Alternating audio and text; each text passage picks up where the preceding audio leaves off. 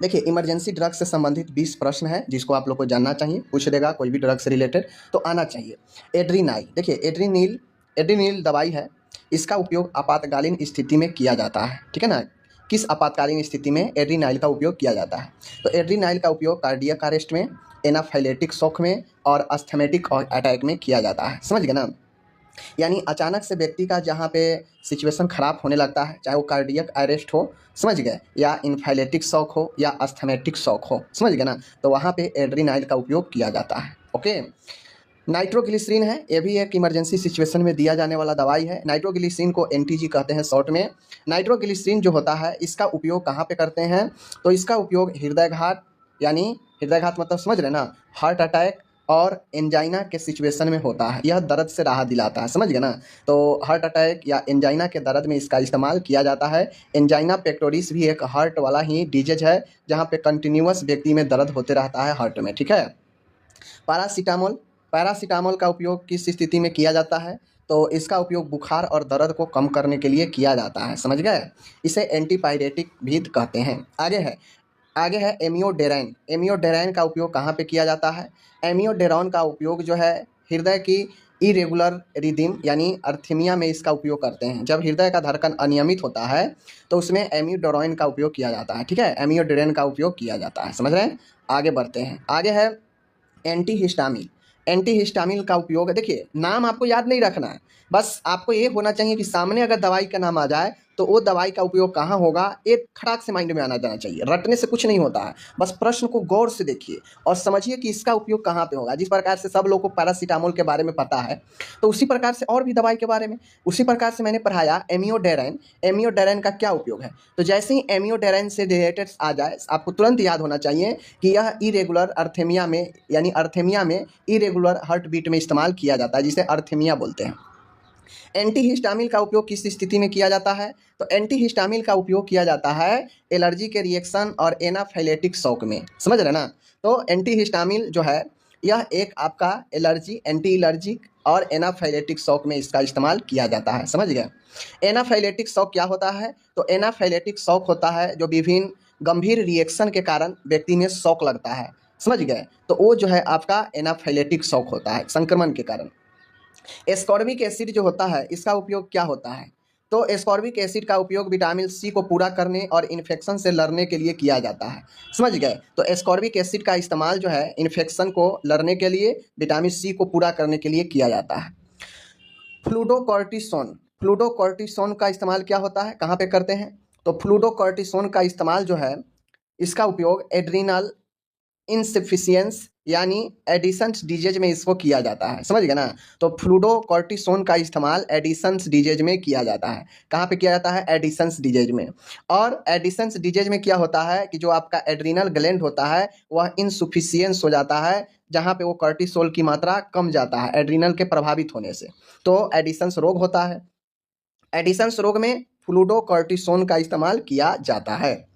ब्रोंकोडिलेटर का इस्तेमाल क्या है? ब्रोंकोडिलेटर, डिलेट मतलब होता है फैलाने वाला और ब्रोंको का मतलब है ब्रोंकिया से रिलेटेड। तो ब्रोंकिया से रिलेटेड, ब्रोंकिया को फैलाने वाली दवा ब्रोंकोडिलेटर होता है। इसका इस्तेमाल अस्थमा में, सीओपीडी में जो है श्वसन को समान बनाने के लिए किया जाता है, ठीक है ना। आगे है डाइजेपाम। डाइजेपाम का उपयोग क्या किया जाता है? तो डाइजेपाम का उपयोग होता है, देख लीजिए, डाइजेपाम का उपयोग है सीजर में, दौरा में, एंजाइटी में जो है इसका इस्तेमाल किया जाता है, बॉडी के मूवमेंट को कम करता है, समझ गए। आगे है सोडियम बाइकार्बोनेट। डाइजापाम जो है यह बेंजोडाइजापान बीडीजी ग्रुप, बीजेड ग्रुप का है बेंजोडाइजापान, ठीक है ना। यह जो है आपका बेंजोडाइजापान ग्रुप का मेडिसिन है डाइजापान। सोडियम बाइकार्बोनेट, सोडियम बाइकार्बोनेट जो होता है इसका उपयोग किस स्थिति में करते हैं? तो सोडियम बाइकार्बोनेट का उपयोग मेटाबॉलिक एसिडोसिस और दवाओं के विषाक्त प्रभाव को कम करने के लिए, यानी दवाओं के जो विषाक्तता होता है, टॉक्सिसिटी, इसको प्रभाव को कम करने के लिए इस्तेमाल किया जाता है। तो पहला तो मेटाबॉलिक एसिडोसिस और दूसरा टॉक्सिसिटी को कम करने के लिए सोडियम बाइकार्बोनेट का उपयोग करते हैं। आगे है मॉर्फिन। तो मॉर्फिन का उपयोग जो है तीव्र दर्द, सीवियर पेन और हृदय घात में किया जाता है। मॉर्फिन जब किसी को बहुत ज़्यादा सीवियर पेन होने लगे, हार्ट अटैक की स्थिति में इसका इस्तेमाल किया जाता है, ठीक है ना। रिंगर लैक्टेट का उपयोग किसमें किया जाता है? तो रिंगर लैक्टेट का उपयोग जो है शरीर में पानी और इलेक्ट्रोलाइट्स का संतुलन बनाए रखने के लिए किया जाता है, जिसे हम लोग आरएल बोलते हैं। तो आरएल का इस्तेमाल पानी और इलेक्ट्रोलाइट संतुलन को बनाए रखने के लिए किया जाता है। आगे है यहाँ पे डेक्स्ट्रोज। डेक्स्ट्रोज का उपयोग जो है कहाँ पे करते हैं, तो डेक्स्ट्रोज का उपयोग हाइपोगैलेसेमिया, आप लोग पता होगा डेक्स्ट्रोज 5%, ठीक है ना, लो ब्लड शुगर और ऊर्जा के लिए इसका इस्तेमाल किया जाता है डेक्स्ट्रोज को। तो अगर कोई मरीज में ब्लड शुगर अचानक से कमने लगता है तो उससे जो है डेक्स्ट्रोज 5% देते हैं। साथ में यह बॉडी में जैसे ही ब्लड शुगर कमता है तो वीकनेस, कमजोरी भी होने लगेगा, तो ये बढ़ेगा तो ऑटोमेटिक है ऊर्जा भी बढ़ने लगेगा बॉडी में। भेरामपील का क्या उपयोग है? भेरामपील काफ़ी प्रचलित दवा है। भेरामपील का उपयोग है, यह हाई ब्लड प्रेशर और दिल के अनियमित धड़कन अर्थेमिया में उपयोग किया जाता है। भेरामपील का उपयोग हाई ब्लड प्रेशर में और अनियमित दिल के धड़कन में इसको उपयोग किया जाता है भेरामपील। अभी ऊपर देखे हैं जो है अर्थेमिया में अनियमित जो है अनियमित दिल के धड़कन में, अभी आप ऊपर जस्ट देखे हैं, समझ रहे हैं ना। यहाँ देख लीजिए, अभी अनियमित में एक और दवाई देखे हैं एमियोडाइन। तो एमियोडाइन का इस्तेमाल अनियमित में, भेरामपील का भी इस्तेमाल अनियमित में किया जाता है, समझ गए। ये देखा जाता है मरीज के लिए कौन कितना सुरक्षित है, उस हिसाब से डॉक्टर देते हैं, ठीक है ना। तो ये चीज़ें हैं, भेरामपील का हो गया। अब आता है यहाँ पे हाइड्रोकॉर्टिसोन। हाइड्रोकॉर्टिसोन जो दवा है इसका इस्तेमाल कहाँ होता है, तो इसका इस्तेमाल सूजन में एलर्जी को कम करने के लिए किया जाता है। तो हाइड्रोकॉर्टिसोन जो है सूजन को कम करता है, एलर्जी रिएक्शन में इसका इस्तेमाल जो है किया जाता है, ठीक है। यह एक क्या है, यह आपका जो है स्टेरॉइड दवा है हाइड्रोकॉर्टिकोसोन। तो यह मल्टीपल डिजीज में काम करता है। Heimlich manoeuvre. हेमलिच मैन्यूवर का उपयोग किस स्थिति में किया जाता है, तो हेमलिच मैन्यूवर का उपयोग घुटने के मामले में किया जाता है। हेमलिच मैन्यूवर का उपयोग घुटने के जो है कंडीशन में किया जाता है। आगे है एंटीवेनम का उपयोग कहाँ किया जाता है, तो एंटीवेनम का उपयोग सांप के काटने के इलाज में किया जाता है। अगर किसी को सांप काट लेता है तो उसे एंटीवेनम ही जो है दिया जाता है। आगे है सिल्वर सल्फेट डाइजिन।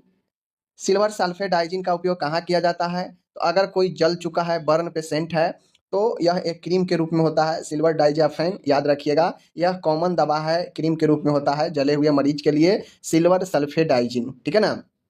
नेलॉक्सिन का उपयोग किस स्थिति में करते हैं, तो नेलॉक्सिन का उपयोग ऑपियोइड ओवरडोज के इलाज में किया जाता है। यानी जो पेन किलर मेडिसिन होता है ऑपियोइड वाला, उसका ओवरडोज की स्थिति में टॉक्सिसिटी को रोकने के लिए नेलॉक्सिन का उपयोग करते हैं। यह एक प्रकार के एंटीडोट है, समझ गए। मैग्नीशियम सल्फेट का इस्तेमाल कहाँ किया जाता है, तो मैग्नीशियम सल्फेट का उपयोग प्री एक्लेम्पसिया और दौरे में किया जाता है, समझ गए। मैग्नीशियम सल्फेट का उपयोग एक्लेम्पसिया में, ठीक है ना, और दौरे में इसका इस्तेमाल किया जाता है, ध्यान रखिएगा। ओके, आगे बढ़ते हैं।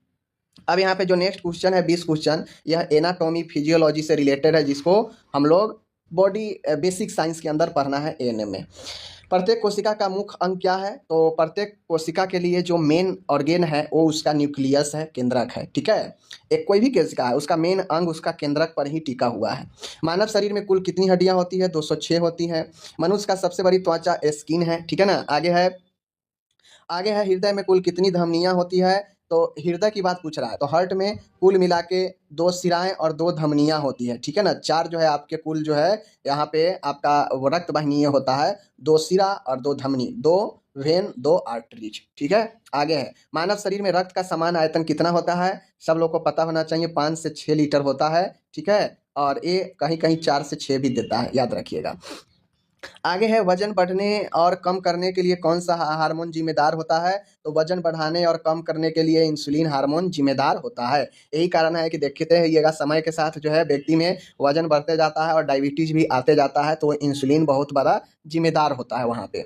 विटामिन डी का प्रमुख कार्य है हड्डियों को स्वस्थ बनाए रखना और कैल्शियम को एब्जॉर्प्शन को बढ़ाना, ठीक है ना। विटामिन डी का काम है हड्डी को स्वस्थ रखना और कैल्शियम के अब्जॉर्प्शन को, अवशोषण को बढ़ाना, ठीक है ना। इसीलिए हम कैल्शियम के दवा लेते हैं तो यह कैल्शियम के अब्जॉर्प्शन को बढ़ा देता है, ठीक है ना। मानव शरीर में सबसे बड़ी मांसपेशी कौन सी है, तो ग्लूटियस मैक्सिमस, याद रखिएगा, आपसे पूछा जा सकता है कि मानव शरीर की सबसे बड़ी जो है मांसपेशी कौन सी है, ग्लूटियस मैक्सिमस, ठीक है। ग्लूटियस मैक्सिमस याद रखिएगा। अगर ग्लूटियस ना याद रखे तो कम से कम लास्ट वाला मैक्सिमस याद रखिएगा और उससे पहले ग्लूटियस लगा रहेगा, ठीक है। आगे है मानव शरीर में किस अंग में गैसों का आदान प्रदान होता है, तो फेफड़ा जो होता है वहीं से कार्बन डाइऑक्साइड ऑक्सीजन इसका आदान प्रदान होता है श्वसन के जरिए। कौन सा अंग शरीर में रक्त को शुद्ध करता है? तो आपको पता है बॉडी में किडनी जो है आपको रक्त को शुद्ध करता है।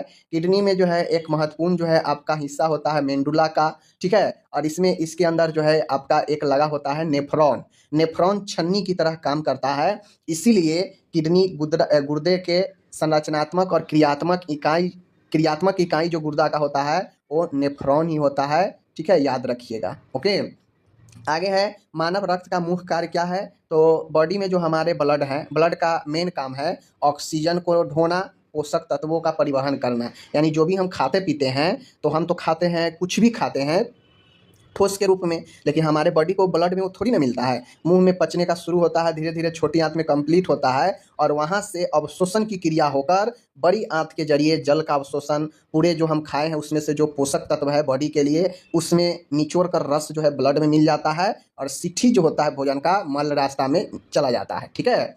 तो जो हम खाए पिए उससे जो निचोड़ निकलता है, रस निकलता है, वह ब्लड में मिल जाता है और ब्लड सभी कोशिकाओं में, सभी बॉडी अंगों तक उस पोषक तत्व को पहुंचा देता है, क्योंकि ब्लड ही एक ऐसा चीज़ है जो पूरे बॉडी में भ्रमण करते रहता है इधर से उधर, ठीक है ना। और साथ में ऑक्सीजन तो अपने साथ ले ही जाता है, तभी हम जिंदा रहते हैं। कौन सा हार्मोन रक्त शर्करा को नियंत्रण करता है? तो ब्लड शुगर को कंट्रोल करने वाला जो हार्मोन है वो इंसुलिन हार्मोन है, ठीक है। कौन है? इंसुलिन हार्मोन है। आगे है मनुष्य का दिमाग कितने ग्राम वजन का है, यानी हमारा ब्रेन कितने का होता है? तो लगभग देखिएगा 1350 से लेकर 1400 ग्राम देता है, ठीक है। महिलाओं में थोड़ा सा कम होता है पुरुषों के तुलना में वजन।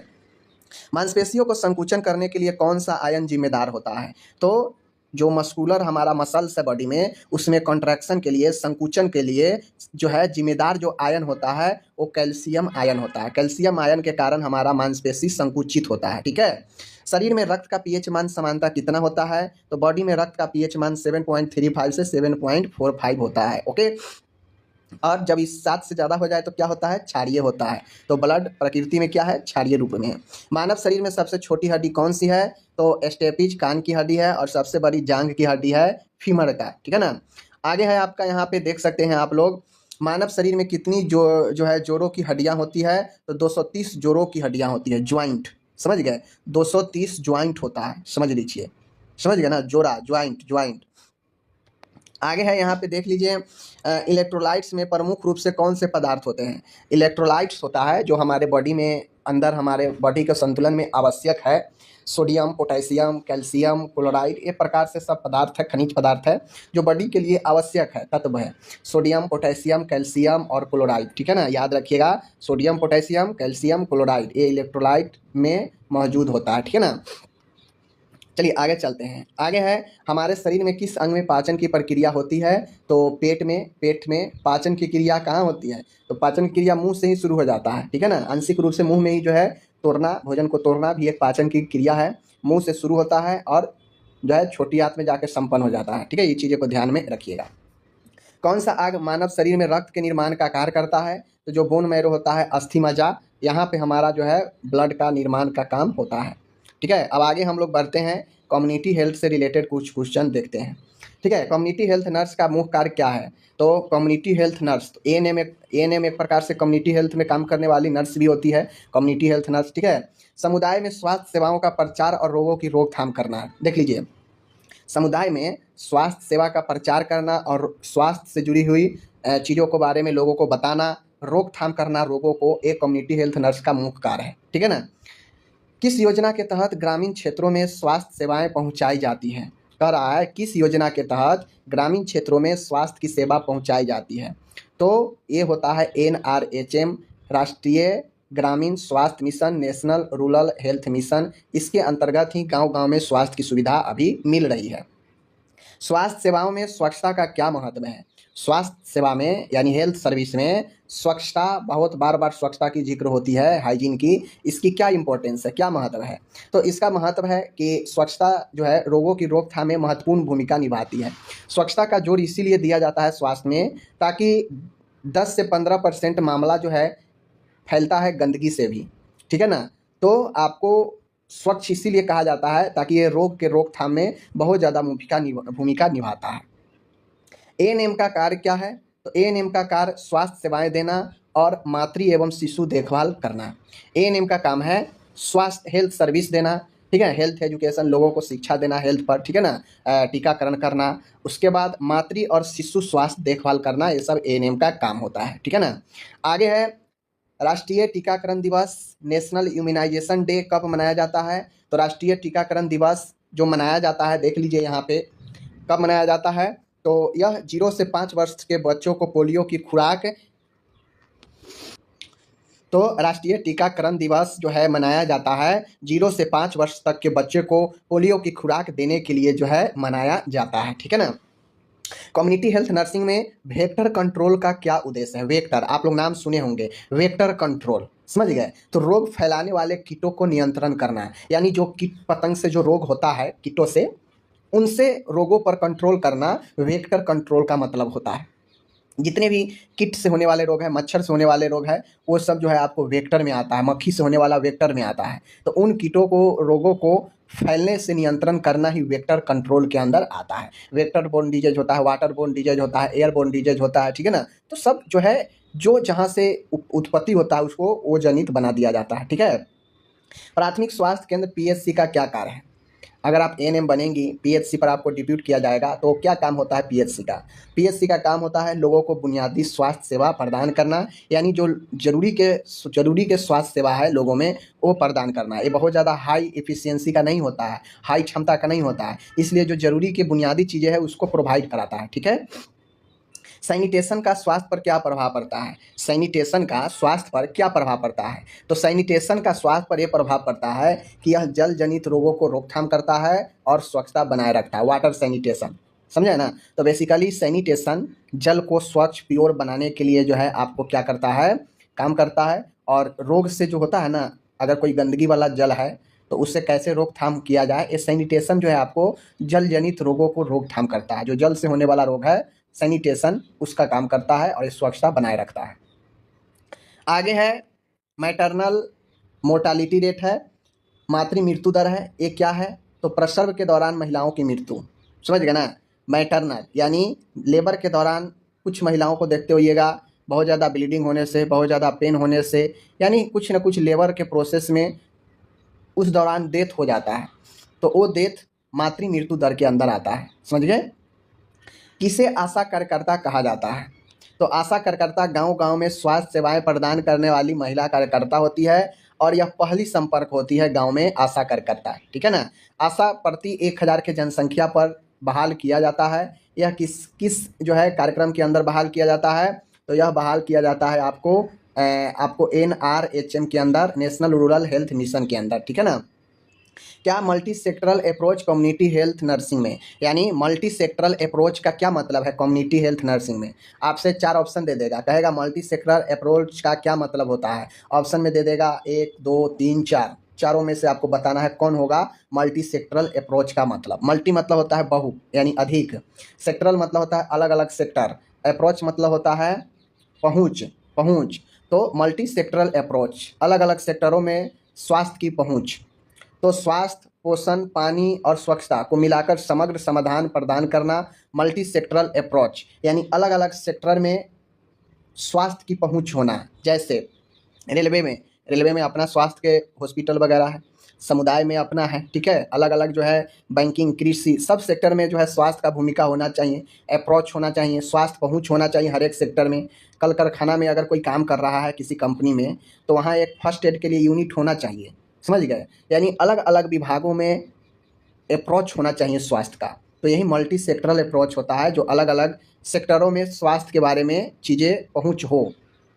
समुदाय में स्वास्थ्य शिक्षा का क्या उद्देश्य है? तो समुदाय में स्वास्थ्य शिक्षा का क्या उद्देश्य होता है? तो लोगों को स्वस्थ आदतों और जीवन शैली के बारे में जागरूकता पैदा करना। स्वास्थ्य शिक्षा का मतलब क्या होता है? ऐसा थोड़ी ना है स्वास्थ्य शिक्षा में हम किसी अलग टॉपिक पे बात करते हैं। जो व्यक्ति के लिए, जो जन समुदाय के लिए, लोगों के लिए, उसके स्वास्थ्य के लिए बेहतर होता है उसके बारे में हम बताते हैं, और वही स्वास्थ्य शिक्षा होता है। बताने का टॉपिक कुछ भी हो सकता है, समझ गए, जिससे व्यक्ति के जीवन शैली, उसके हैबिट, इन सब के बारे में उसको जागरूकता किया जा सके, यही ना शिक्षा होता है। और चूंकि स्वास्थ्य सेक्टर में कर रहे हैं तो स्वास्थ्य एजुकेशन ही हो जाता है, ठीक है ना। आगे है प्राथमिक स्वास्थ्य देखभाल प्रणाली का लक्ष्य क्या है? यानी जो प्राथमिक हेल्थ केयर प्रोवाइड किया जाता है उसका लक्ष्य क्या है? तो हर नागरिक को सस्ती और गुणवत्तापूर्ण स्वास्थ्य सेवाएं उपलब्ध कराना। सरकार जो है गांव-गांव में वेलनेस सेंटर बनवा रही है। ऐसा क्यों? क्या रीज़न है? तो सरकार का यही मानना है, सरकार का यही अप्रोच है कि लोगों तक ज़्यादा से ज़्यादा सस्ती और गुणवत्तापूर्ण स्वास्थ्य सेवा मिल सके। इसीलिए ना जो है सभी लोग तक दूर-दूर तक जो है हॉस्पिटल खुल रहे हैं, डॉक्टर डिप्यूट हो रहे हैं, अब एएनएम को बहाली किया जा रहा है लोगों के लिए ही ना। तो प्राथमिक स्वास्थ्य देखभाल का फर्स्ट प्राइमरी हेल्थ केयर का यही उद्देश्य होता है कि नागरिकों तक, जन समुदाय तक सस्ती और गुणवत्तापूर्ण स्वास्थ्य सेवा उपलब्ध कराया जाए। ठीक है। इन्फ्लुएंजा का क्या अर्थ होता है? तो इन्फ्लुएंजा का अर्थ होता है यह एक वायरल संक्रमण है जिसे फ्लू भी कहते हैं। ठीक है ना, शॉर्ट में इसे फ्लू भी कहते हैं, जो बेसिकली श्वसन तंत्र को, गले को प्रभावित करता है। ठीक है। आगे है शिशु मृत्यु दर, इन्फेंट मोर्टालिटी रेट क्या दर्शाता है? तो इन्फेंट मोर्टालिटी रेट, अब चूंकि इन्फेंट जो होता है आप लोग को पता होना चाहिए, 1 साल तक के उम्र के बच्चे को हम लोग इन्फेंट बोलते हैं, पता है ना। तो इन्फेंट का मतलब 1 वर्ष तक के बच्चा। तो IMR क्या दर्शाएगा? इन्फेंट मोर्टालिटी रेट, यानी 1 वर्ष से कम उम्र के बच्चों की मृत्यु दर, यही IMR दर्शाता है। समझ गए। मातृत्व स्वास्थ्य में सुधार के लिए किस बात पर जोर दिया जाता है? मातृत्व स्वास्थ्य में सुधार के लिए किन बातों पर जोर दिया जाता है? तो मातृत्व सुधार में प्रसव से पहले और प्रसव के बाद 2 महत्वपूर्ण चीज़ होता है। किसी भी महिला अगर वो माँ बनने जा रही है, अगर उसके मातृत्व स्वास्थ्य की बात किया जाए तो प्रसव से पहले यानी प्रेगनेंसी के पीरियड में और प्रेगनेंसी के बाद यानी जब बच्चा जन्म ले लेता है उसके बाद देखभाल काफ़ी ज़रूरी हो जाता है, क्योंकि दोनों कंडीशन में उसके लिए खतरा ही रहता है। समझ गए ना। कम्युनिटी हेल्थ नर्सिंग में मनोवैज्ञानिक सहायता क्या महत्व है? मनोवैज्ञानिक सहायता का क्या मतलब होता है? मनोवैज्ञानिक यानी मनोवैज्ञानिक साइकोलॉजिकल हेल्प करना, मानसिक स्वास्थ्य को बेहतर बनाए रखने के लिए लोगों को मानसिक सहायता करना।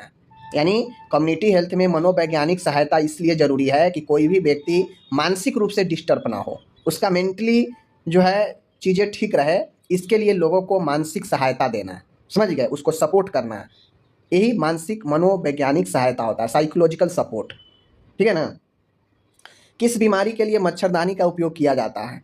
आपको पता होना चाहिए, मलेरिया और डेंगू जैसी मच्छर जनित बीमारियों के लिए, डेंगू, मलेरिया और अन्य मच्छर जैसी जो भी बीमारी है उसके लिए। आगे है स्वास्थ्य कार्यकर्ता द्वारा पानी और स्वच्छता की जानकारी क्यों दी जाती है? मान गए आप ANM हैं, ठीक है, तो आप लोगों में पानी और उसके स्वच्छता के बारे में क्यों जानकारी देंगे? उससे क्या हो जाएगा? तो उससे होगा यही कि पानी और स्वच्छता के बारे में जानकारी देने से पानी से होने वाले जो भी रोग है उससे कैसे बचा जाए आप ये बताएंगे तो लोग उसको समझेंगे और उसका उपयोग करेंगे। ठीक है। टीबी का पूरा नाम क्या है? ट्यूबरक्लोसिस होता है, जो कि एक संक्रामक रोग है जो माइकोबैक्टीरियम ट्यूबरक्लोसिस के कारण होता है। ठीक है, याद रखिएगा। स्वास्थ्य केंद्र प्रबंधन का मुख्य उद्देश्य क्या है? यानी हेल्थ सेंटर मैनेजमेंट का मुख्य उद्देश्य क्या होता है? क्यों हम उसका जो है मैनेज करते हैं? सेंटर का मैनेजमेंट क्यों आवश्यक है? तो समुदाय के गुणवत्ता वाली स्वास्थ्य सेवा उपलब्ध कराना। अब मान गए सब सेंटर हो गया, PHC हो गया, CHC हो गया, अगर इसको सही ढंग से मैनेज नहीं किया जाएगा तो क्या वो सेंटर लोगों को बढ़िया से स्वास्थ्य सुविधा दे पाएगा? नहीं दे पाएगा। तो स्वास्थ्य केंद्र का प्रबंधन इसलिए ज़रूरी होता है ताकि वह एक अच्छी क्वालिटी की स्वास्थ्य सेवा लोगों को दे सके। स्वास्थ्य केंद्रों में स्टाफिंग का क्या मतलब होता है? जो भी है PHC, सब सेंटर, CHC, इसमें स्टाफिंग का क्या मतलब होता है? तो स्टाफिंग का मतलब होता है सही स्टाफिंग से स्वास्थ्य सेवाओं की गुणवत्ता में सुधार होती है। अब मान गए जहाँ पे नर्स अगर 4 रहना है, ठीक है, वहाँ पे नर्स 2 ही हैं। जहाँ पे डॉक्टर 3 चाहिए वहाँ पे डॉक्टर 1 ही है। तो ये तो सही स्टाफिंग पैटर्न नहीं हुआ। यह सीधा-सीधा जो है कहीं न कहीं देखभाल के स्तर को गिराएगा। और अगर जितना चाहिए अगर उतना मरीज पर उतना अगर स्टाफ है तो वह क्या करेगा? वह गुणवत्ता, स्वास्थ्य सेवा की गुणवत्ता में सुधार करेगा। तो स्टाफिंग बहुत ज़रूरी होता है स्वास्थ्य सेवा के गुणवत्ता के लिए। और स्वास्थ्य केंद्र का प्रबंधन भी, स्टाफिंग भी, ये सब ज़रूरी है स्वास्थ्य के गुणवत्ता के लिए। आगे है स्वास्थ्य केंद्र का प्राथमिक कार्य क्या होता है? जो भी हेल्थ सेंटर होता है उसका फर्स्ट काम, प्राथमिक कार्य क्या होता है? बुनियादी स्वास्थ्य सेवाएं प्रदान करना, जैसे जांच, इलाज और टीकाकरण। बुनियादी मतलब क्या होता है? बेसिक चीज़ें प्रोवाइड करना। तो जो स्वास्थ्य केंद्र होते हैं, चाहे वो PHC हो, CHC हो, इन सब का काम होता है, लैब होता है वहाँ पे, तो जांच करना, इलाज करना, टीकाकरण करना, यह स्वास्थ्य केंद्र का जो है आपको प्राथमिक कार्य होता है, बुनियादी ये सब काम है। ठीक है। आगे है स्वास्थ्य केंद्र में लॉजिस्टिक प्रबंध का क्या कार्य है? यानी जो स्वास्थ्य केंद्र होते हैं वहाँ पे लॉजिस्टिक मैनेजमेंट का क्या कार्य है? तो लॉजिस्टिक मैनेजमेंट का कार्य है चिकित्सा सामग्री और उपकरणों का सही तरीके से प्रबंध करना। यानी चिकित्सा सामग्री और उपकरणों का सही तरीके से प्रबंध करना। लॉजिस्टिक मतलब होता है अगर कोई चीज़ सामान को ढोना, सीधा समझिए ना, सामान को ढोना।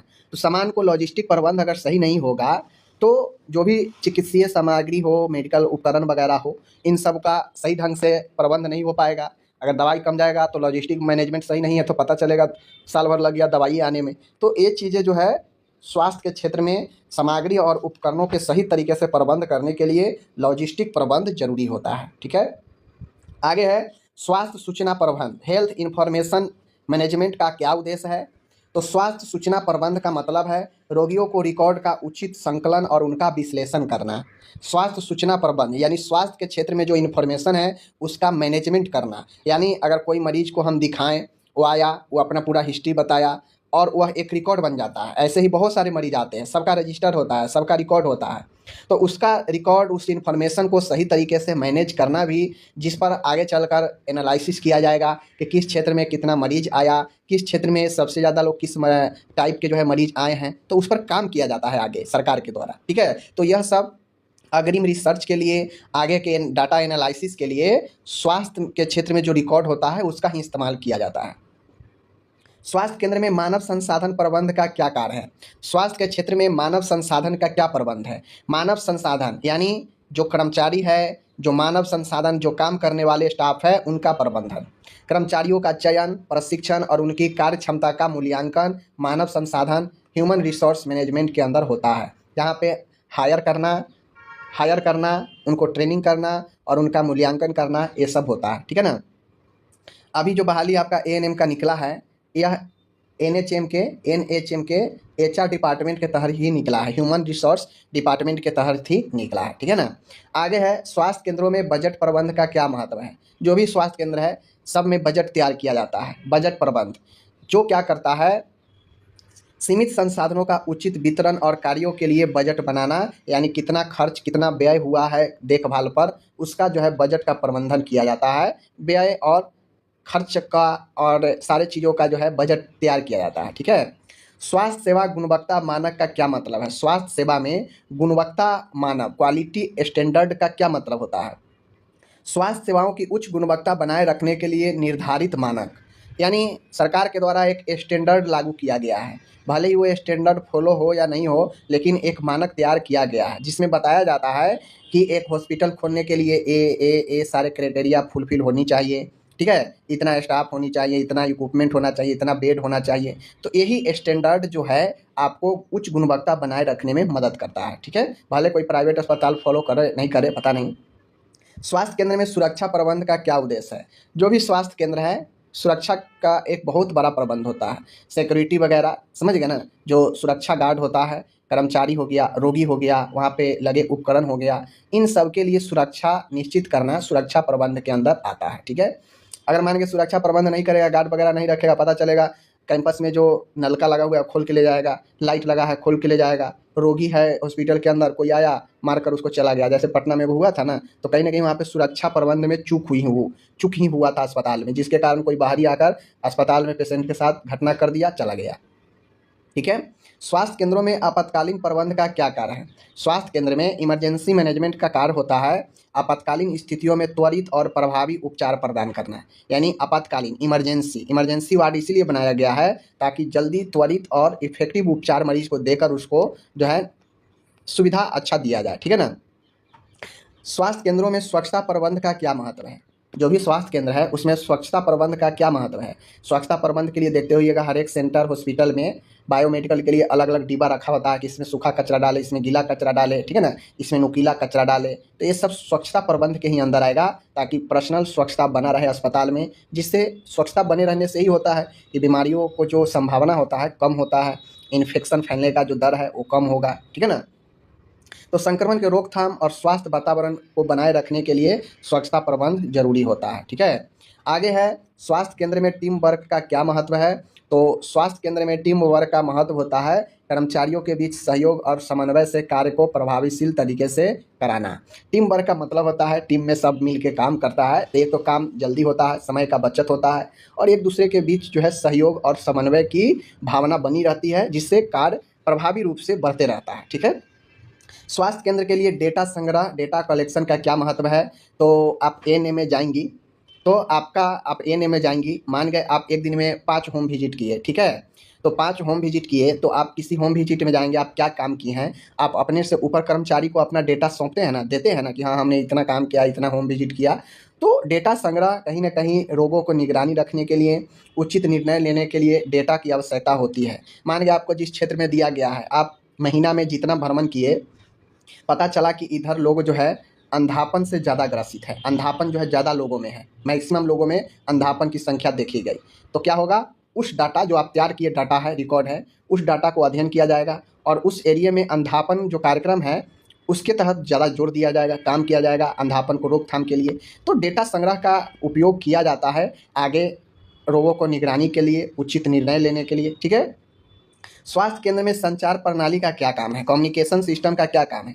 तो सभी कर्मचारियों के बीच सूचना का सही और त्वरित आदान प्रदान सुनिश्चित करने के लिए, जैसे बहुत सारे हेल्थ सेंटर मैनेजमेंट के लिए वहाँ पे सिविल सर्जन को कोई इन्फॉर्मेशन देना हो या सिविल सर्जन को आपको कोई इन्फॉर्मेशन आया तो आप डेली वहाँ जाकर थोड़ी ना सुनेंगे। सूचना प्रणाली का एक महत्वपूर्ण हिस्सा होता है कर्मचारियों के बीच सूचनाओं का सही और जल्दी से आदान प्रदान करने के लिए कम्युनिकेशन प्रणाली जरूरी होती है। ठीक है।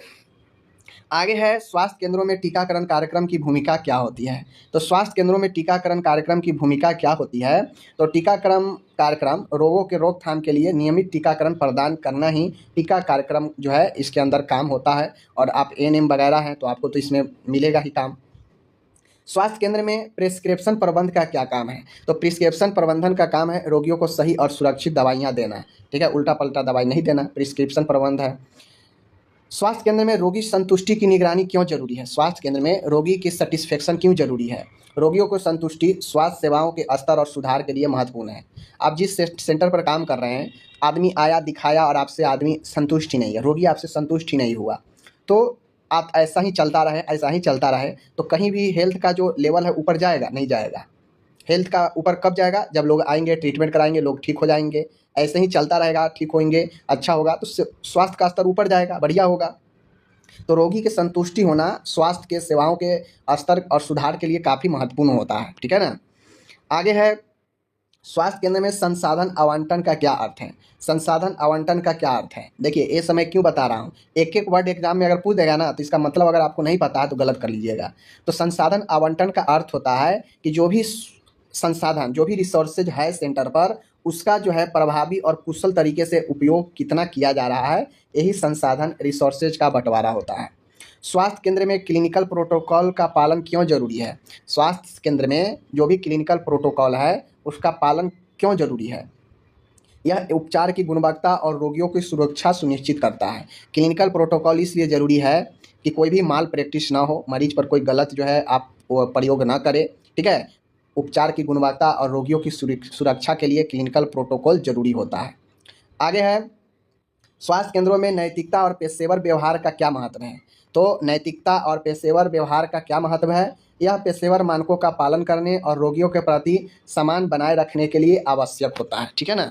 तो ध्यान दीजिएगा, नैतिकता और पेशेवर व्यवहार का उदाहरण है कि यह पेशेवर मानकों और पालन करने और रोगियों के प्रति सम्मान बनाए रखने के लिए जरूरी होता है। पेशेवर प्रोफेशनल व्यवहार जरूरी है कि आप मरीज के साथ अच्छे से वार्तालाप करें, व्यवहार करें। शिशु की जन्म के समय हेड सरकमफ्रेंस कितना होता है? तो जन्म के समय हेड सरकमफ्रेंस लगभग 32 से लेकर 35 होता है। ध्यान दीजिएगा, इतना सेंटीमीटर। कहीं कहीं आपको 34 से 35 अगर ऑप्शन में जो इसके आसपास मिलेगा वही सही होगा। ठीक है, हेड सरकमफ्रेंस। शिशु के सिर का सरकमफ्रेंस क्यों मापा जाता है? तो यह मस्तिष्क के विकास और सिर के आकार की जांच के लिए मापा जाता है, क्योंकि अगर सिर सही तरीका से विकसित होगा, विकास हुआ होगा तो उसका जो सरकमफ्रेंस होगा इसके बीच में होगा। अगर सही से विकास नहीं हुआ होगा, उसका आकार ठीक का नहीं होगा तो फिर कहीं ना कहीं इसमें कमी या बड़ा होगा। ठीक है। बच्चों के जन्म की वृद्धि का समान पैटर्न क्या है? तो बच्चों के जन्म के वृद्धि का समान पैटर्न है बच्चों के वजन के वृद्धि का समान पैटर्न क्या है, यानी कैसे बच्चा में वजन जो है वृद्धि होता रहता है। पहले 5 से 6 महीने में वजन 2 गुना हो जाता है। अगर जन्म के समय अगर 2.5 केजी का बच्चा है तो 5 से 6 महीने में 2 गुना यानी 5 केजी का हो जाता है, ठीक है। और पहले वर्ष कंप्लीट होते होते वह 3 गुना हो जाता है जन्म के वजन का, ठीक है ना। 6 महीने से 1 साल के बच्चों की वृद्धि दर कितनी होती है, तो 6 महीने से लेकर 1 साल तक के बच्चों की जो वृद्धि दर होती है वह लगभग 10 से 12 सेंटीमीटर प्रति वर्ष होता है। तो जो 6 महीने से लेकर 1 साल का बच्चा है उसमें वृद्धि दर 10 से 12 सेंटीमीटर प्रति साल होता है, ठीक है। आगे है यहाँ पे बाईपैरेटल डायमीटर बीपीडी। अब हम लोग डायमीटर से रिलेटेड क्वेश्चन देख लेते हैं। बाईपैरेटल डायमीटर जो होता है बीपीडी, यह सिर के दोनों पार्श्व पैराइटल बोन के बीच एक व्यास मापा जाता है। यानी बाईपैरेटल जो होता है यह सिर के दोनों पार्श्व पैराइटल बोन के बीच एक व्यास होता है। बीपीडी का जो माप होता है प्रसर्व के समय 9.5 से 10.5 सेंटीमीटर होता है। याद रखिएगा, आपसे एग्जाम में यही जो है पूछता है, समझ गया ना। यह माप भ्रूण के विकास की स्थिति को दर्शाता है। गर्भ अवस्था के 20 सप्ताह बाद इसे मापना शुरू किया जाता है। तो इन चीज़ों को ध्यान में रखिएगा। बीपीटी अगर पूछे, बाईपैरेटल डायमीटर पूछे तो याद रखिएगा 9.5 से 10.5 सेंटीमीटर बीपीडी होता है। आगे अगर आपसे पूछे ऑसिपिटोफ्रंटल डायमीटर, अगर आपसे पूछे ऑसिपिटोफ्रंटल पूछे तो ये होता है 11.5 सेंटीमीटर। यह अधिकतम माप है जो समान प्रसर्व में उपयोग होता है। तो ऑसिपिटोफ्रंटल डायमीटर का व्यास जो होता है प्रसर्व के समय 11.5 सेंटीमीटर होता है, जो बीपीटी से ज़्यादा है। उसी प्रकार से एफओडी होता है फ्रंटो ऑसिपिटल डायमीटर। दोनों में अंतर है, देख लीजिए, ऊपर है ऑसिपिटोफ्रंटल और यहाँ पे है फ्रंटो ऑसिपिटल, दोनों उल्टा है, ठीक है। तो और फ्रंटो ऑसिपिटल के बात करेगा, आगे फ्रंट की बात करेगा तो 12.5 सेंटीमीटर लगभग होता है। यह माप सिर के आकार और मस्तिष्क के विकास का संकेत देता है, समझ गए। तो इन बातों को ध्यान में रखिएगा। फ्रंटो ऑसिपिटल डायमीटर जो होता है एफओडी, पहले अगर फ्रंट आ गया तो 12.5 सेंटीमीटर, और अगर पहले ऑसिपिट फ्रंटो डायमीटर आ गया तो पहले अगर ऑसिपिट आ गया तो वह हो जाएगा 11.5 सेंटीमीटर, ठीक है, याद रखिएगा। आगे है एसओबीडी, सब ऑसिपिटो ब्रेगमेट डायमीटर एसओबीडी। इसका माप जो होता है लगभग 9.5 से 10 सेंटीमीटर होता है, 9.5 से 10 सेंटीमीटर। ऊपर जो हम लोग देखे हैं ना यहाँ पे बीपीडी में 9.5 से 10.5 है, जबकि सब ऑसिपिटो ब्रेगमेटी डायमीटर 9.5 से 10 है। बस दोनों में यही अंतर है, ठीक है, याद रखिएगा। मेंटो वर्टिकल, देखिए मेंटो वर्टिकल सबसे ज़्यादा होता है, सबसे बड़ा मेंटो वर्टिकल ही होता है। मेंटो वर्टिकल का सामान जो होता है 13 से लेकर 14 सेंटीमीटर होता है। यह माप सिर की चौड़ाई का एक महत्वपूर्ण माप है, ठीक है, याद रखिएगा। मेंटो वर्टिकल डायमीटर सबसे बड़ा डायमीटर।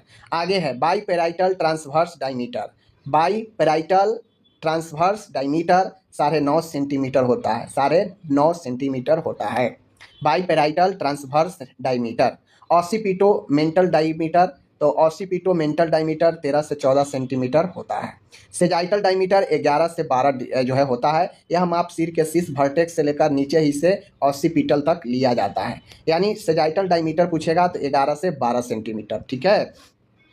आगे है फ्रंटल डायमीटर, तो फ्रंटल डायमीटर जो होता है 9 से 10 सेंटीमीटर होता है। तो इस प्रकार से मैंने आपको डायमीटर से रिलेटेड सिर के और कुछ community health, nursing, health management, ये सब का इंपॉर्टेंट क्वेश्चन कराया आपको। इसको देखिए, ये जो डायमीटर वाला पढ़ाया ना, इसको गौर से देखना पड़ेगा और एक बार दो बार पढ़िए और एक बार दो बार सारे डायमीटर को कॉपी पर लिखिए, ठीक है ना, बगैर देखे हुए कॉपी पर लिखिए और मिलाइए कि जो आप लिखे हैं गलत हुआ या सही हुआ। एक बार देखने से याद नहीं हो जाएगा, क्योंकि कहीं 13, कहीं 11, कहीं 10 है, कन्फ्यूजन होगा। तो पहले नाम पढ़िए और कोशिश कीजिए सबको अलग अलग करना, ताकि दिमाग में बैठेगा, कन्फ्यूजन नहीं होगा। अलग अलग कीजिएगा तो समझ गए। और 2 बार 4 बार देखने के बाद कॉपी पर लिखे और देखें कि सही लिखे हैं या गलत लिखे हैं। प्राथमिक स्वास्थ्य केंद्र पीएचसी क्या है? प्राथमिक स्वास्थ्य केंद्र, जिसे प्राइमरी हेल्थ सेंटर बोलते हैं, क्या है? तो यह एक ग्रामीण स्वास्थ्य सेवा इकाई है जो प्राथमिक चिकित्सा, प्रसव, टीकाकरण और रोगों की रोकथाम की सुविधा देती है। आपसे हो सकता है एग्जाम में पूछ देगा कि इनमें पीएचसी का क्या कार्य है या इनमें पीएचसी का क्या कार्य नहीं है, ठीक है ना। तो ध्यान में दे लीजिए, पीएचसी का कार्य है, पीएचसी ग्रामीण स्वास्थ्य सेवा प्रोवाइड कराता है। यह गाँव को क्षेत्र में कनेक्ट करता है यहाँ पे फर्स्ट एड दिया जाता है, डिलीवरी करवाया जाता है, टीकाकरण दिया जाता है और जो रोग होता है उसके रोकथाम की सुविधा होता है यहाँ पे, ठीक है ना। तो ये सब चीज़ें यहाँ पे होता है।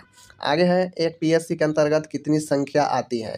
तो जो पीएचसी होता है प्राइमरी हेल्थ सेंटर, आपको पता है मैदानी क्षेत्र में 30,000 की जनसंख्या पर एक पीएचसी होता है और पहाड़ी और जनजातीय क्षेत्र में 20,000 की जनसंख्या पर एक पीएचसी स्थापित किया जाता है, ठीक है।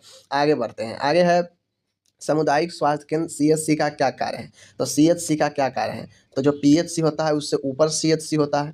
तो सीएचसी एक रेफरल केंद्र होता है, ठीक है, जहां विशेषज्ञ चिकित्सा सेवाएं, ऑपरेशन और प्रसव की सुविधा उपलब्ध होती है। समझ गए, एक रेफरल केंद्र कहाँ होता है, सीएचसी पर सीएचसी होता है, समझ गए। फर्स्ट रेफरल सेंटर के काम कौन करता है, सीएचसी ही करता है, समझ लीजिए। जहाँ एक स्पेशलिस्ट बच्चे के डॉक्टर, गायनिक होते हैं, सर्जन होते हैं, समझिए ना, ये सब होते हैं यहाँ पे। यहाँ पे ऑपरेशन भी होता है, ऑपरेशन ओटी थिएटर भी रहता है, यहाँ डिलीवरी की भी सुविधा होती है, एक्सरे रूम भी होता है, पैथोलॉजी भी होता है। तो सीएचसी पर जो है सारी चीज़ होता है। सीएचसी में टोटल स्टाफ की संख्या 25 होता है, ठीक है।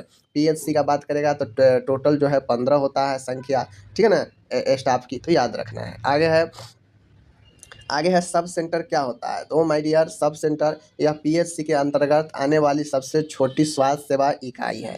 पीएचसी सब सेंटर जो होता है पीएचसी के अंदर में आता है, ठीक है ना। और सीएचसी के अंदर में कौन आता है, पीएचसी आता है, समझ लीजिए। तो सब सेंटर सबसे छोटी इकाई होती है स्वास्थ्य के क्षेत्र में।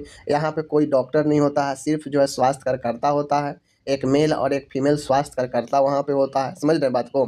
और सब सेंटर जो होता है यह आपको बेसिकली स्वास्थ्य शिक्षा देना है, ठीक है ना, लोगों को फर्स्ट एड प्रोवाइड कराना, लोगों को रेफर करने में भूमिका निभाना। तो सब सेंटर बेसिकली जो है आपको सबसे छोटी इकाई होती है, समझ गए।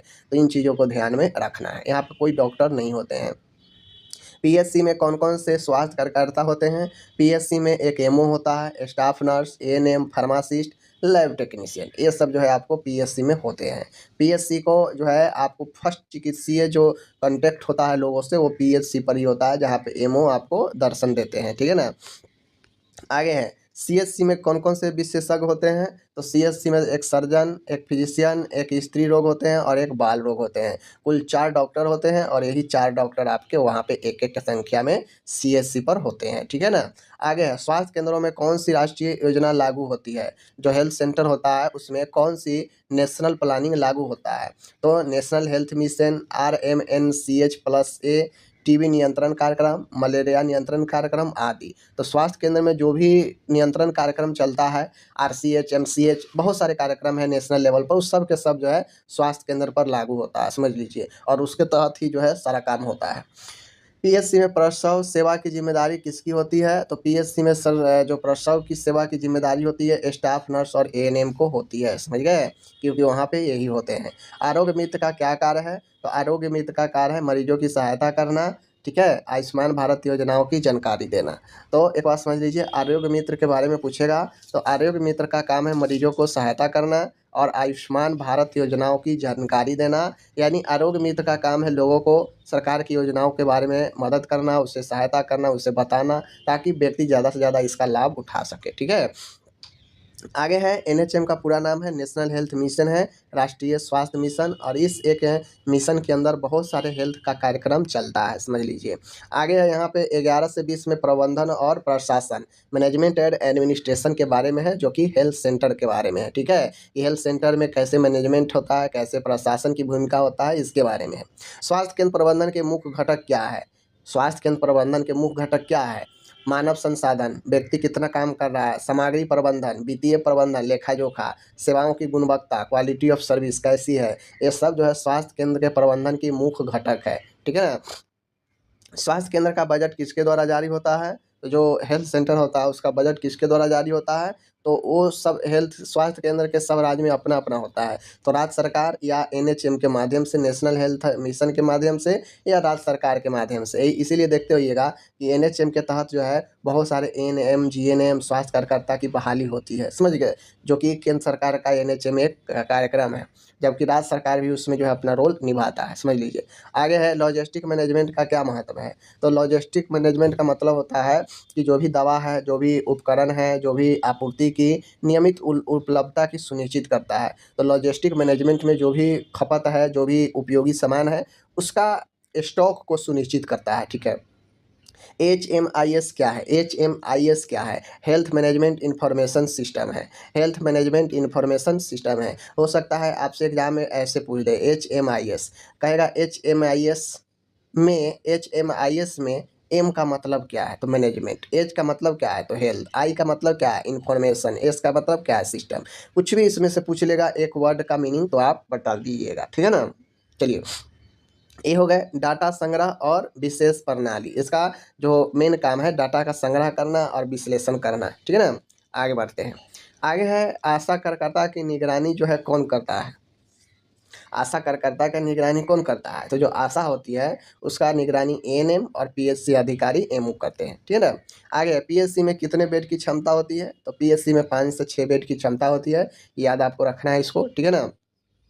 आगे मैं बढ़ता हूँ, OPD और IPD में क्या अंतर है? तो OPD जो होता है बाह्य मरीज सेवा होता है, IPD जो होता है इन पेशेंट जो है डिपार्टमेंट होता है, भर्ती मरीज की सेवा होता है। और OPD में आइए और दिखाइए और घर जाइए, ये होता है। स्वास्थ्य केंद्र में गुणवत्तापूर्ण सेवा के लिए क्या आवश्यक है? तो स्वास्थ्य केंद्र में, हेल्थ सेंटर में अगर अच्छे क्वालिटी का आप जो है सेवा देते हैं तो उसके लिए आवश्यक है कि आपके पास एक ट्रेनिंग स्टाफ हो, पर्याप्त संसाधन हो, जैसे लैब वगैरह, एक्सरे वगैरह, सब चीज़ का पर्याप्त संसाधन हो, और पारदर्शी प्रबंध हो, यानी ऐसा मैनेजमेंट हो जिसमें आप चोरी ना कर पाएँ, ठीक है ना। आप सब चीज़ बढ़िया से कर पाएँ मैनेज, तो जो है एक स्वास्थ्य केंद्र की गुणवत्ता इससे बनी रहती है। अब मान लीजिए सरकार जो है कोई फंड जारी करता है और वहाँ का जो अधिकारी है वो अंदर ही अंदर चोरी कर लेगा, वो प्रबंध अच्छा से नहीं करेगा, तो क्या वो चला पाएगा सेंटर को? बढ़िया से नहीं चला पाएगा। तो वही कहता है ट्रेनेड स्टाफ होनी चाहिए, पर्याप्त रिसोर्सेज होनी चाहिए, चाहे वो ह्यूमन रिसोर्स हो, चाहे वो सामग्री रिसोर्स हो, ये सब चाहिए पर्याप्त, और पारदर्शी प्रबंध होनी चाहिए, ठीक है ना। PSC का प्रमुख कौन होता है? तो PSC का प्रमुख MO होता है, चिकित्सा अधिकारी जिसे बोलते हैं। NABH मानक क्या है? तो NABH मानक है गुणवत्ता सुनिश्चित करने वाली स्वास्थ्य संस्थाओं की प्रमाणन प्रणाली। NABH एक आपका कहा जाए तो मानक तैयार करने वाली संस्था है जो अस्पतालों को प्रोवाइड कराता है कि भाई आप NABH से एफिलेटेड है तो आपके अस्पताल में क्या क्या चीज़ें होनी चाहिए, मस्ट है, तभी आपको NABH की सर्टिफिकेट मिलेगी। यह केंद्र सरकार की संस्थान है NABH, ठीक है ना। चलिए आगे बढ़ते हैं। अब 21 से 30 में जो क्वेश्चन देखेंगे वह ह्यूमन रिसोर्स और ट्रेनिंग से रिलेटेड देखेंगे, जो हेल्थ सेंटर पर मैनेजमेंट के लिए महत्वपूर्ण होता है। ANM का पूरा नाम क्या है? Auxiliary nurse midwife. Auxiliary nurse midwife, ठीक है। आगे बढ़ता हूँ। स्वास्थ्य कार्यकर्ताओं को प्रशिक्षण कौन देता है? तो जो हेल्थ वर्कर होते हैं उनको प्रशिक्षण जिला प्रशिक्षण केंद्र DTC या राज्य स्वास्थ्य संस्थान द्वारा दिया जाता है। जो भी स्वास्थ्य कार्यकर्ता होते हैं उनको DTC या राज्य स्वास्थ्य संस्थान के द्वारा जो है दिया जाता है प्रशिक्षण, ठीक है।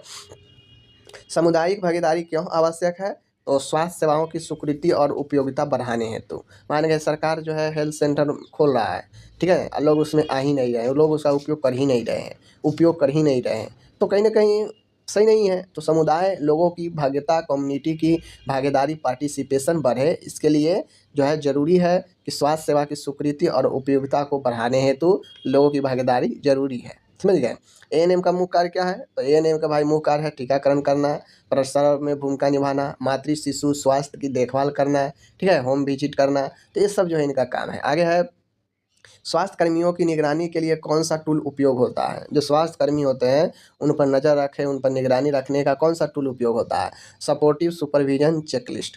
सपोर्टिव सुपरविजन चेकलिस्ट, ठीक है। क्या चीज़? सपोर्टिव सुपरविजन चेकलिस्ट जो है यह एक ऐसी टूल है जिससे आप स्वास्थ्य कर्मियों पर निगरानी रखते हैं, ठीक है ना। तो आगे है यहाँ पे कहता है मलेरिया की निगरानी कौन करता है? तो देखिए मलेरिया की निगरानी जो करता है मल्टीपर्पज वर्कर मेल और लैब टेक्नीशियन, ये मलेरिया की निगरानी करता है, ठीक है ना। कार्य प्रदर्शन मूल्यांकन रिपोर्ट को क्या कहते हैं? कार्य प्रदर्शन और मूल्यांकन रिपोर्ट को क्या कहते हैं? Annual confidential report, ACR, annual confidential report. ACR में C का मतलब कॉन्फिडेंशियल, R का मतलब रिपोर्ट, A का मतलब एनुअल। यह कार्यों को प्रदर्शन और मूल्यांकन का रिपोर्ट करता है, ठीक है ना। आगे बढ़ते हैं। IMNCI का क्या मतलब है? तो देखिए IMNCI का मतलब है integrated management of neonate and childhood illness, ठीक है ना। IMNCI बच्चे के मैनेजमेंट करता है, बच्चे के बीमारियों को प्रबंध को बढ़ाता है, उसको जो है अच्छे से देखभाल करने का एक मापक है, ठीक है ना। तो integrated management of neonatal and childhood illness, ये IMNCI का फुल फॉर्म है। अब IMNCI दे देगा और इसी में आपसे पूछ देगा कि भाई बताओ C का मतलब क्या है, तो चिल्डहुड है, M का मतलब क्या है, तो मैनेजमेंट है, I का मतलब क्या है, तो इंटीग्रेटेड है, ठीक है, याद रखना है। आगे है यहाँ पे प्रश्न, स्वास्थ्य शिक्षा का महत्व क्या है? तो भाई स्वास्थ्य शिक्षा का तो काफ़ी महत्व है, लोगों को स्वास्थ्य संबंधी जानकारी देकर उनके व्यवहार में परिवर्तन लाना, उनके स्वास्थ्य में सुधार लाना, ठीक है ना, उनके जीवन दशा को परिवर्तन करना, तो ये सब जो इसका महत्व है।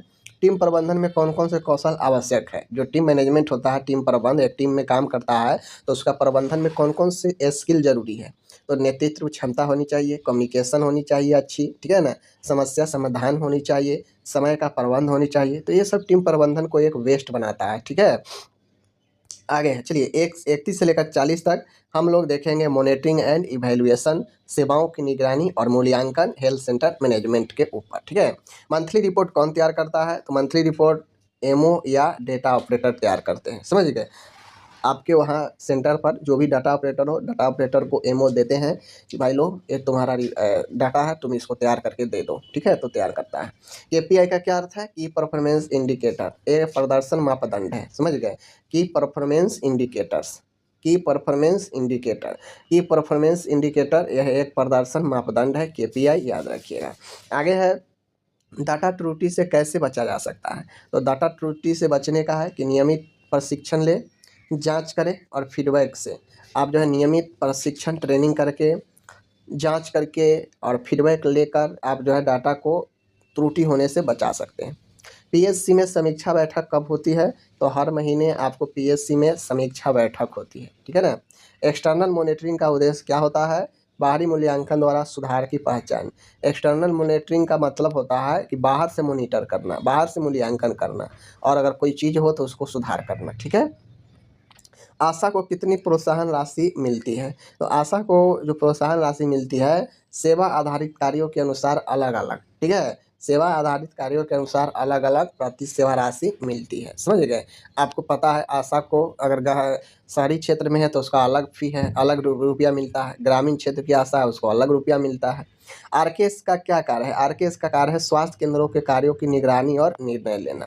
RKS का काम है कि स्वास्थ्य केंद्र के कार्यों को निगरानी लेना, निगरानी रखना और निर्णय लेना। आशा की निगरानी कौन करता है? अभी ऊपर मैंने बताया आशा फैसिलिटेटर और ANM। आशा की निगरानी आशा फैसिलिटेटर और ANM करता है, ठीक है ना।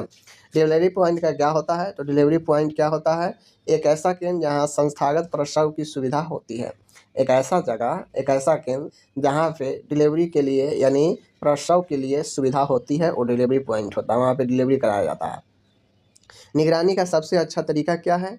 तो निगरानी का सबसे अच्छा तरीका है फील्ड विजिट और फीडबैक प्रणाली। निगरानी का सबसे अच्छा तरीका है फील्ड विजिट और फीडबैक प्रणाली, ठीक है ना। आगे बढ़ते हैं। अब 41 से 50 है योजना, चुनौतियाँ और उसका समाधान, स्कीम, चैलेंजेज एंड सॉल्यूशन, इसके ऊपर, ठीक है। देखिए आयुष्मान भारत योजना क्या है? आयुष्मान भारत योजना एक 5 लाख रुपए तक की स्वास्थ्य बीमा योजना है जो प्रधानमंत्री इसके द्वारा चलाया जाता है। तो प्रधानमंत्री जन आरोग्य योजना है, यह लोगों को 5 लाख तक मुफ्त इलाज कराने के लिए जो है पैसे प्रोवाइड कराता है, ठीक है ना। जननी शिशु सुरक्षा कार्यक्रम JSS के का उद्देश्य क्या है? तो भाई JSS का उद्देश्य है जननी और शिशु, देखिए जननी मतलब माता और शिशु मतलब बच्चा, गर्भवती महिलाओं और नवजात शिशुओं को मुफ्त सेवाएं प्रदान करना, यह JSS का उद्देश्य है, ठीक है। हो सकता है आपसे एग्जाम में पूछ दे JSS का क्या कार्य है? तो JSS का कार्य है कि भाई गर्भवती महिला और शिशु को मुफ्त सेवाएं प्रदान करना, ठीक है। अब इसको तोड़ मरोड़ को कैसे भी पूछ लेगा, अगर आपको जानकारी है तो बता दीजिएगा। JSY में लाभ किसे मिलता है? तो गरीब या ग्रामीण गर्भवती महिलाओं को जननी सुरक्षा योजना में लाभ मिलता है। PSC में सबसे आम समस्या क्या होती है? तो PSC में सबसे आम समस्या होती है स्टाफ की कमी, संसाधनों की अनुपलब्धता, ठीक है ना, अनुपलब्धता। यानी PSC में तो 15 गो स्टाफे होता है, ठीक है ना, तो स्टाफ की कमी से जूझता रहता है। यहाँ पे उतना ज़्यादा सामान रिसोर्सेज भी नहीं होता है। इन समस्याओं को समाधान क्या है? ठीक है, अगर पीएससी पर अगर स्टाफ आप कमी से जूझ रहे हैं तो आप नियमित भर्ती करें, प्रशिक्षण दें और समुदाय के लोगों को भागीदारी बढ़ाएं। बात समझ रहे हैं? टीकाकरण सप्ताह कब मनाया जाता है? हर साल अप्रैल में मिशन इंद्रधनुष के जरिए, है ना, हर साल अप्रैल में मनाया जाता है। समझ गए? आगे है मातृ मृत्यु दर को कम करने के लिए कौन सी पहल है? तो मातृ मृत्यु दर को कम करने के लिए ए लक्ष्य है, ठीक है, या फिर PMSMA है या JSY है, ये सब मातृ मृत्यु दर को कम करता है। आगे है यहाँ पे हेल्थ सेंटर में साफ सफाई कौन सुनिश्चित करता है? जो स्वास्थ्य केंद्र होता है वहाँ पे साफ सफाई कौन सुनिश्चित करता है? तो वहाँ पे सफाई कर्मी होते हैं, और सफाई कर्मी तो साफ सुथरा करते हैं जगह को, लेकिन एमओ उस पर निगरानी रखते हैं कि साफ सफाई हुआ है कि नहीं हुआ है। बेसिकली हेल्थ सेंटर पर जहाँ पे PSC होता है वहाँ पे सारा काम एमओ के अंदर में होता है, ठीक है ना। डिजिटल स्वास्थ्य मिशन का क्या उद्देश्य क्या है? तो सभी नागरिकों को डिजिटल हेल्थ रिकॉर्ड बनाना। डिजिटल स्वास्थ्य मिशन का यही उद्देश्य है कि जितने भी नागरिक हैं सबका डिजिटल हेल्थ रिकॉर्ड बनाना, ठीक है ना।